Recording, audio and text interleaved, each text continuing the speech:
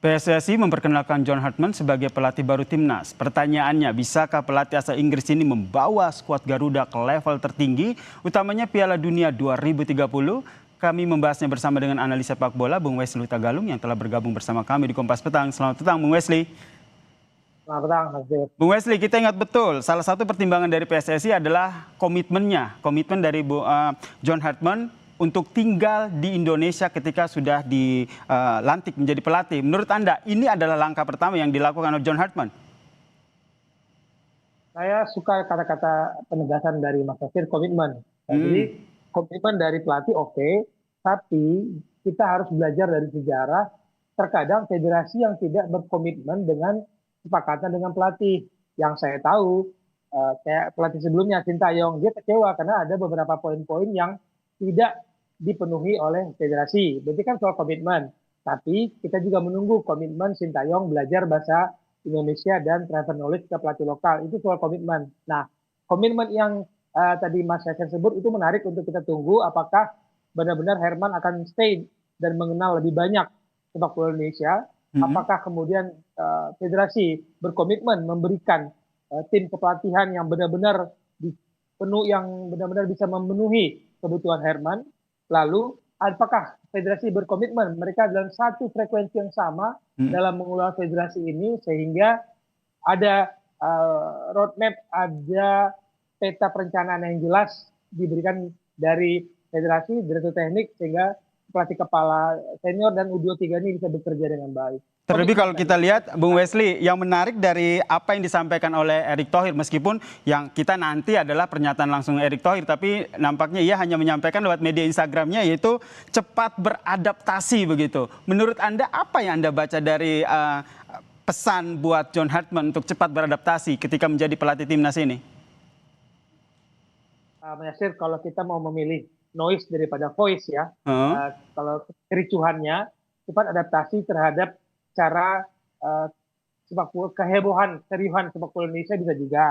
Tapi yang kita harapkan adaptasinya adalah adaptasi dengan cuaca, dengan sepak bola Indonesia, mengenal filosofi sepak bola Indonesia, lalu beradaptasi dengan dua fondasi sepak bola kita, yaitu pemain diaspora dan pemain lokal. Adaptasi itu penting. Mungkin saya lebih milik situ daripada ke noise-nya, kehebohan, keriuhan.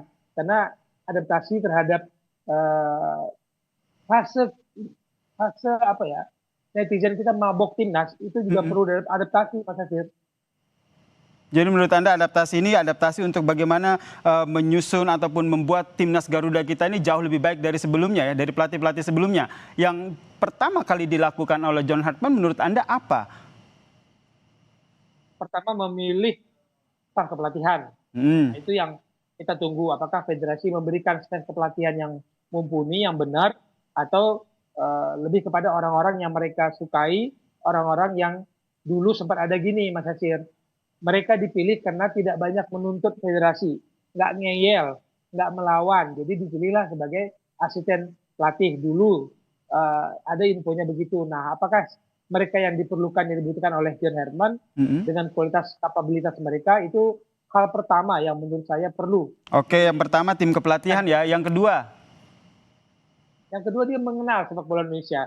Datanglah, tontonlah berbagai sepak bola secara langsung karena nggak bisa nonton sepak bola hanya melalui layar televisi karena kalau nonton layar televisi kan kita melihat apa yang disajikan oleh kamera. Kita tidak melihat situasi pergerakan lain non kamera. Jadi itu perlu juga dan dia banyak bercerita, berkumpul, sharing juga dengan para pengelola sepak bola Indonesia termasuk pelatih-pelatih di tanah air. Nah, kalau kita ini kan masih berupa janji-janji begitu ya yang disampaikan oleh John Hartman. Yang tadi juga disinggung adalah John Hartman ini sangat kagum gitu dengan fanatisme supporter Indonesia. Kalau berbicara soal supporter, kita kan sempat kecewa. Mungkin Bung Wesley juga kecewa dengan hasil kita dengan kepelatihan yang baru. Apa yang menurut Anda harus betul-betul dibuktikan langsung kepada publik, kepada pencinta sepak bola tanah air oleh John Hartman? Saya berulang-ulang mengatakan untuk kategori tim senior, pembuktiannya adalah hasil, bukan pengembangan, bukan pembibitan, bukan progres. Jadi ini harus disampaikan dengan cara baik, komunikasi dengan baik oleh federasi, dan hasil di lapangan itu tidak bisa serta-merta instan didapat. Dia datang Lalu bulan Maret nanti tiba-tiba kita bisa menang lawan tim 100 peringkat 100 FIFA, lalu nanti di bulan Juli Agustus kita bisa juara AFF. Ya nggak serta-merta. Cuman itu harapan. Mm-mm. Jadi adaptasi yang diminta Erick Thohir, Ketua Umum, bisa jadi itu adaptasi betapa beratnya, betapa tingginya tuntutan netizen, karena netizen mencari apa yang mereka inginkan, bukan apa yang mereka butuhkan. Dan ini adaptasi situasi pengelolaan sepak bola di Indonesia, baik di dalam federasi, klub maupun supporternya yang begitu mendambakan prestasi dan begitu besar kekecewaan kemarin ya. Dan itu sebabnya saya menduga Pak Erick tidak berbicara banyak di dalam proses perkenalan pelatih baru ini.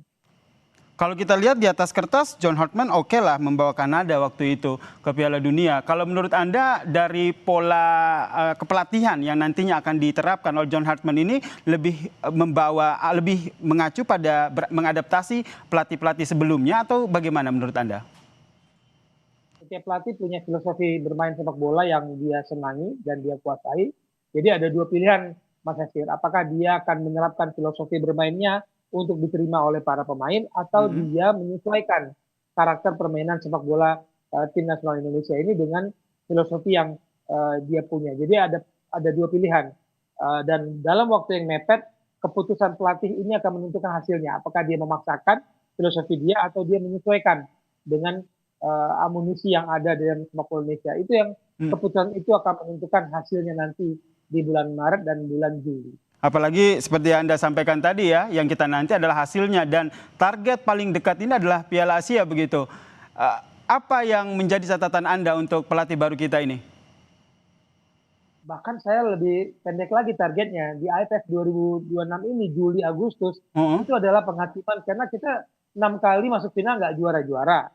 Nah, dengan kompetisi jadwal yang sudah berubah bulan pertengahan, dengan banyaknya pemain diaspora, dan banyaknya juga lagi saya dengar pemain diaspora ingin masuk ke Liga Indonesia, otomatis kalau nanti digelar Juli Agustus 2026, itu kita bisa full tim, kecuali sedikit pemain yang main di Eropa yang mungkin mereka juga sedang dalam pramusim, pre-season dengan klubnya di Eropa. Tapi yang kalau main di Indonesia nggak ada cerita, kita full tim dan harus juara. Nah, ini akan menjadi tekanan bagi John Hartman.